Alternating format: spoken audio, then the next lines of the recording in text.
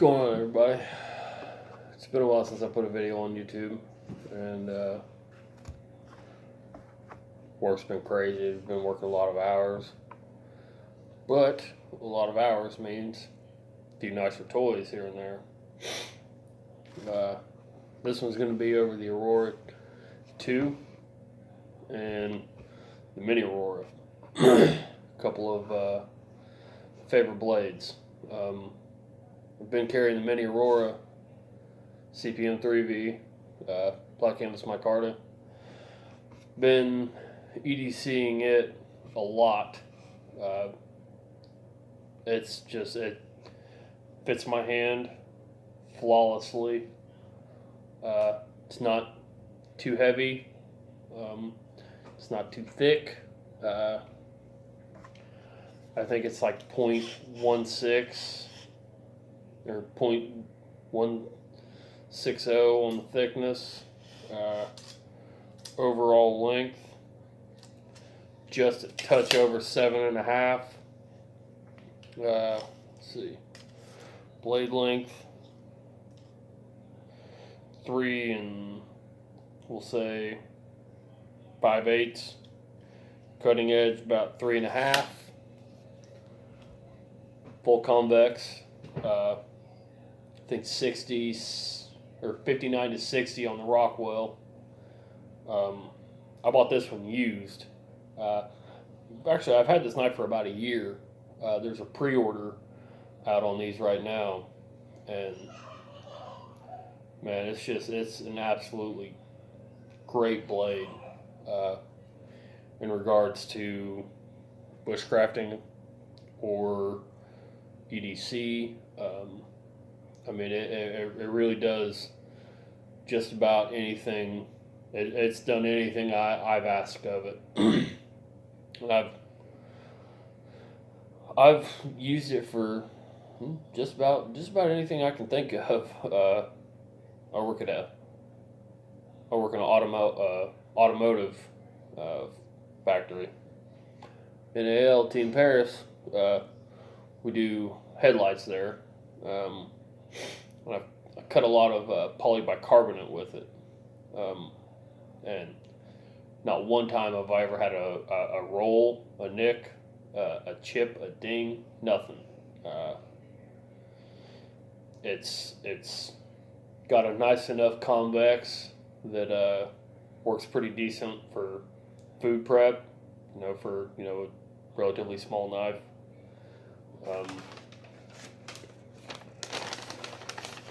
Silly sharp.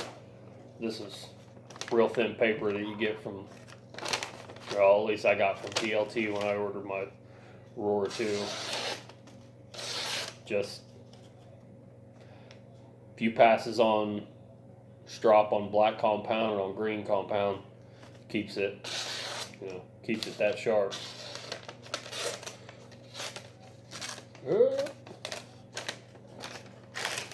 See how thin and wrinkly that shit is.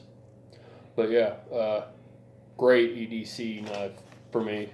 Don't necessarily know that that's everybody's opinion, but it's probably one of my all-time favorite knives. I mean, all-time favorite. I frequently tell people that if I had to get rid of every single knife I owned, kitchen knives, EDC knives, large knives, bushcraft knives, camp knives, all of them would leave. If I could only keep one, it would be this one. I can't say enough good things about this knife. Like I said, it's a favorite. So like I said, this one's going to be over the Mini Aurora and then the Aurora 2. Bark River just released another run of these. This is the second run. I don't know if I remember mentioned it or not, but this one's on pre-order. There's only been one run of these. This one, first production run. The Aurora 2. Same concept and design, obviously on a lot larger of a scale. From what I've been able to tell, the Aurora 2 has the same handle size as the standard Aurora, but with a significantly longer blade. I think this one's, let's see, as long as I got a tape measure here, I'll give you facts. This one is 10 3/8 is what I'm measuring. And again, these are handmade, so there might be some variance on the blade length. Handle length, looking at, we'll say 4 3/4. Cutting edge, 5 let's call it 3/8. I don't know. Yeah, I don't know if I mentioned it or not, but 10 3/8 overall. Man, I really, really like this one. This one's billed as a larger bushcraft style knife. It's kind of been playing the role of large utility knife for me. I've only had this one for about a week. Man, this thing came just silly, stupid sharp. And I have used this. Posted a video in the Bark River Facebook group. Did some yard work and had these little saplings growing up along my fence line in the backyard.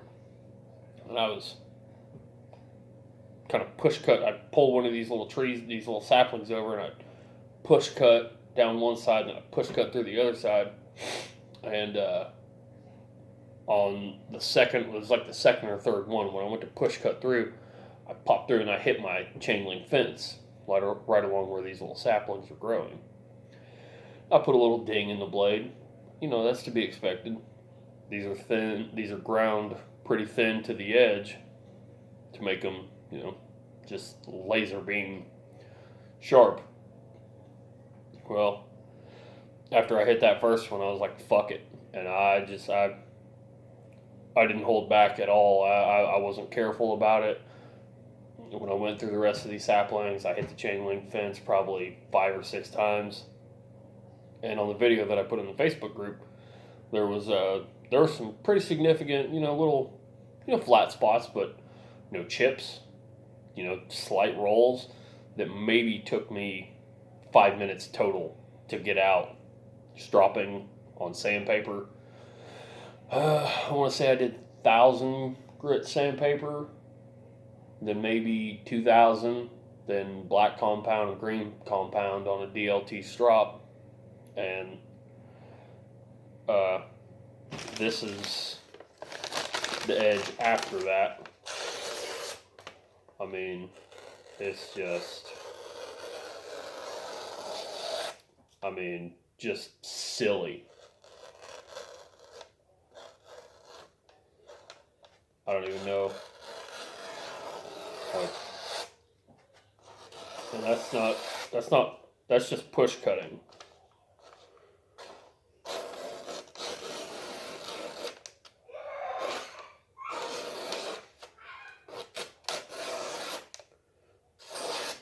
Just insanely sharp.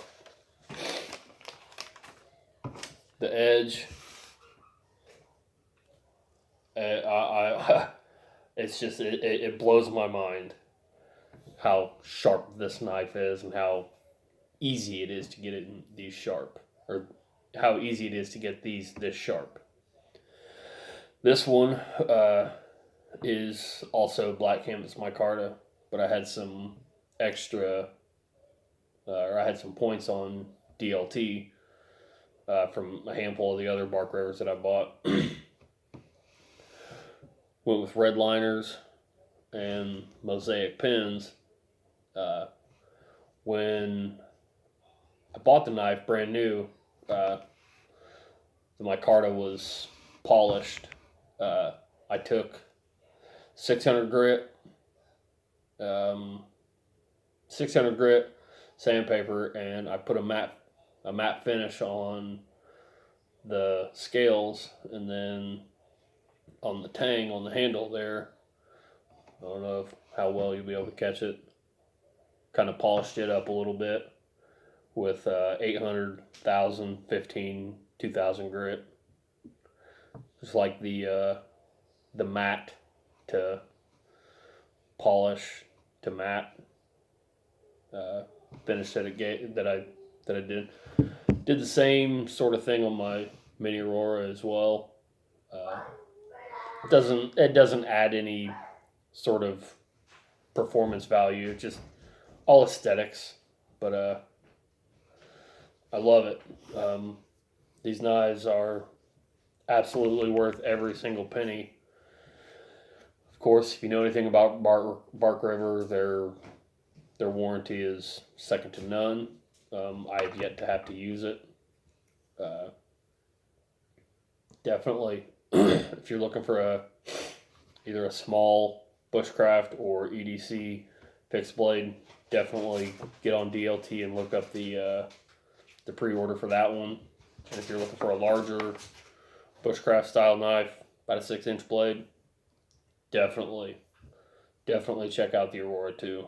I don't know if there's any left or not, but they I think Mike Stewart said they made like 500 of them. So that's about it, man. Like I said, excellent edge. Super easy to maintain if you know how to strop. What's up, bub? No, I don't, bub. You gotta look. That's my kid. But yeah, check them out. Definitely two of my favorites.